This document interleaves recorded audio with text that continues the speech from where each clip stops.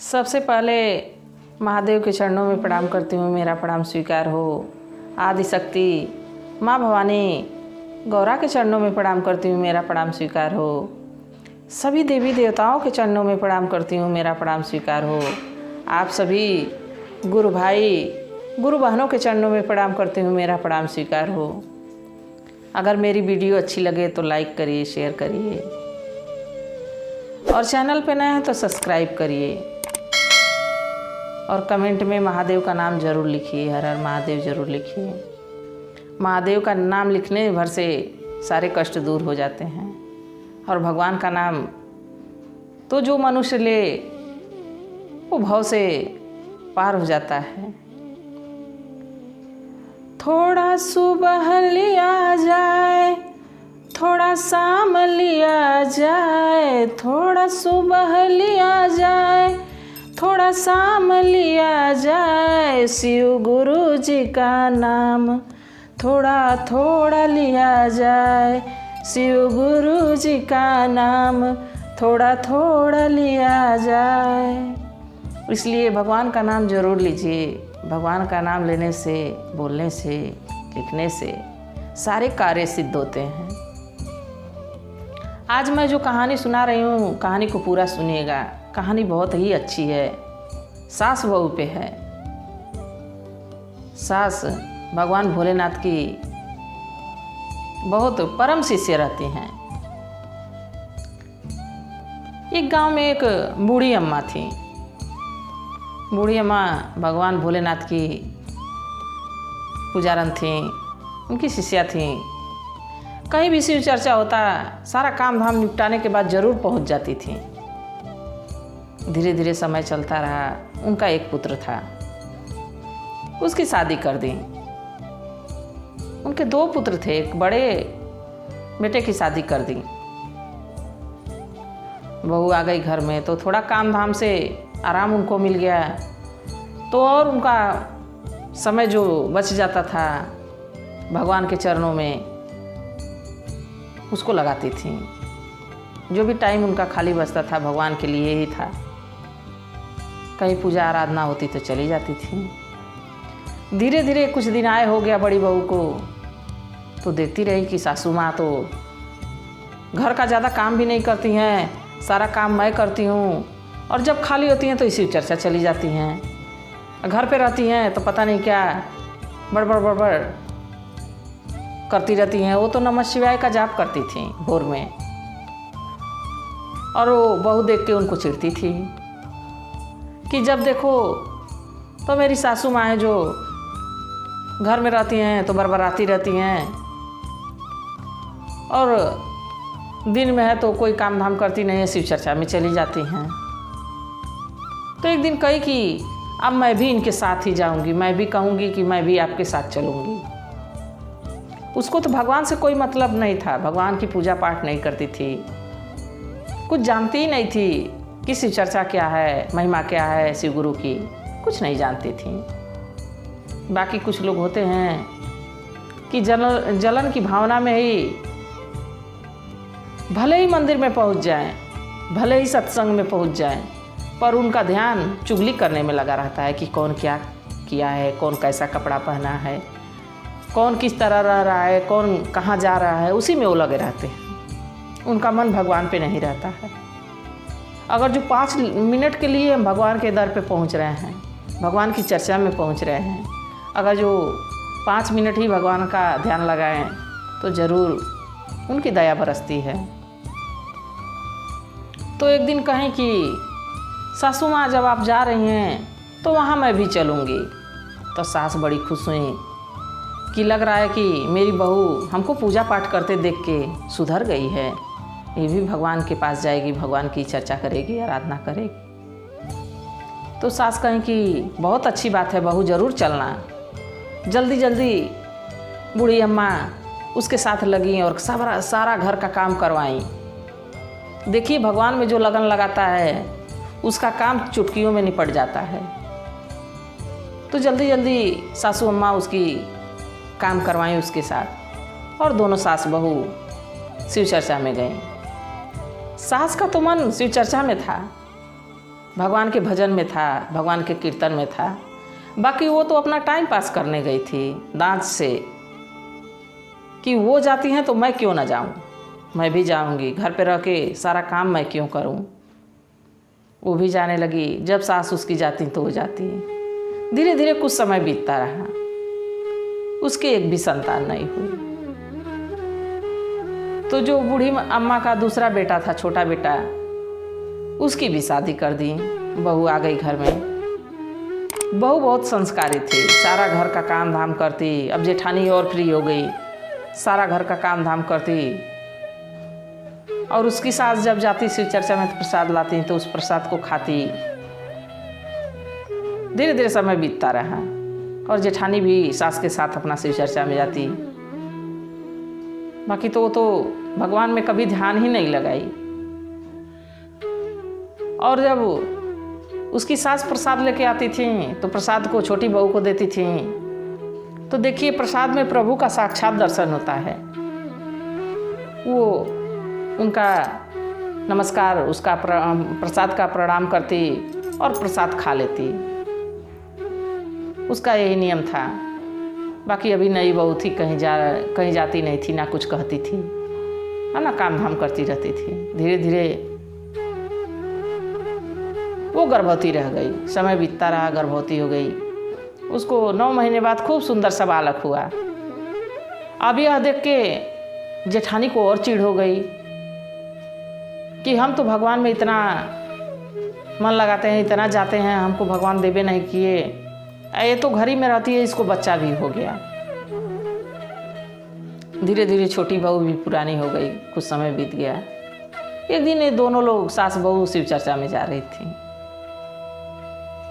तो कही कि दीदी मैं भी चलूँगी। सास से तो कह नहीं सकती थी, कुछ अदब होती है, कुछ डर होती है। सास से अपने कुछ नहीं कहीं, पर जेठानी से कहीं कि दीदी मैं भी चलूँगी आपके साथ शिव चर्चा में। तो जेठानी कही कि तुम क्या जाओगी शिव चर्चा में, वहाँ जाके तुम करोगी क्या? घर पे रहो, घर का काम काज करो, बच्चे को संभालो। अरे हम जाके क्या किए हैं आज तक, वहाँ कुछ नहीं होता है। हम तो गए हैं शिव चर्चा में जाते हैं, आज तक हमको भगवान एक संतान का मुंह नहीं दिखाए।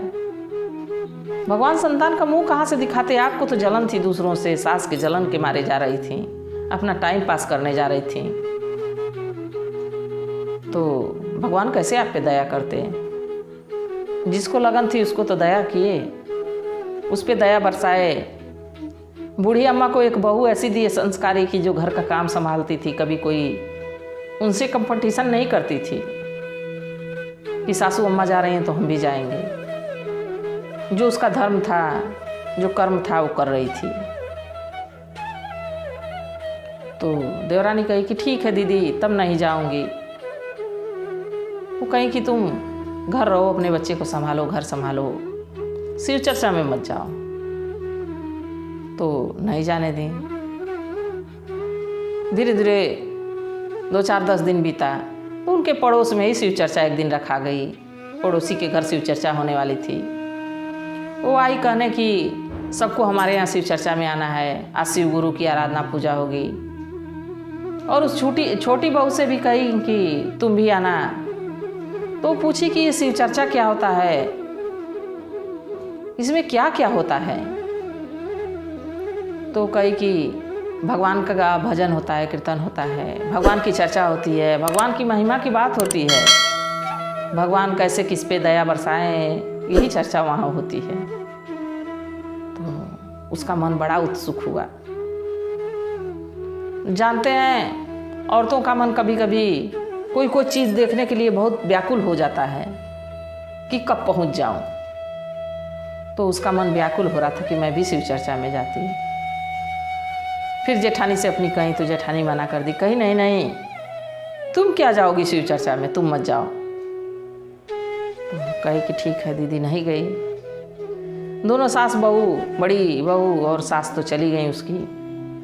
बाकी चूंकि बगल में चर्चा हो रही थी, बगल में भजन कीर्तन हो रहा था, तो आवाज़ थोड़ी थोड़ी घर में पहुंच रही थी। तो बेचारी छोटी बहू सारा काम धाम जल्दी जल्दी की और जाके दरवाजे पे खड़ी हो गई। दरवाजे से भजन की आवाज़ सुनी, बैठ के वहीं खूब ध्यान लगा के भजन सुनी, चर्चा सुनी। और जब चर्चा समाप्त हुई तो उसकी सास प्रसाद लेके घर आई।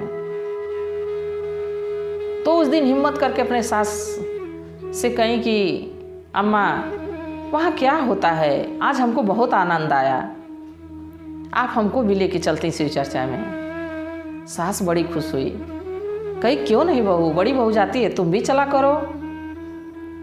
वहाँ भगवान की चर्चा होती है, भगवान की पूजा होती है, भगवान का भजन होता है। तो बहू पूछी कि कैसे शिव को गुरु बनाया जाता है।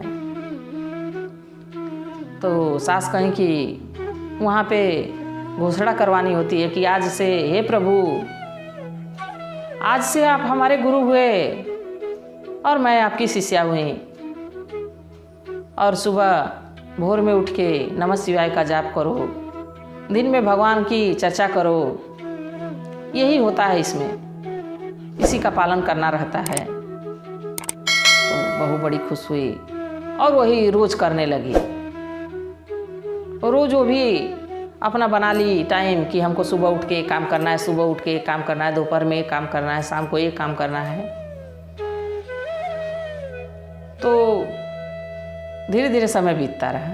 एक दिन छोटी बहू कही कि अम्मा हम लोग के घर भी शिव चर्चा होता। तो कही कि जरूर बढ़िया से शिव चर्चा होगा, क्यों नहीं होगा। शिव चर्चा की तैयारी होने लगी। तो अपनी जेठानी से पूछी कि दीदी प्रसाद में क्या चढ़ाया जाता है भगवान को, क्या भोग लगेगा भगवान का। तो जेठानी जलन के मारे, चिढ़ के मारे कही कि जाओ गंगा नदी से बालू लेते आओ। वो बालू लेके आई। तो पूछी कि दीदी बालू का क्या होगा।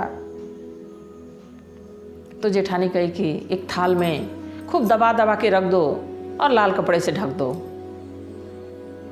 फिर कहीं कि और क्या चढ़ाया जाता है।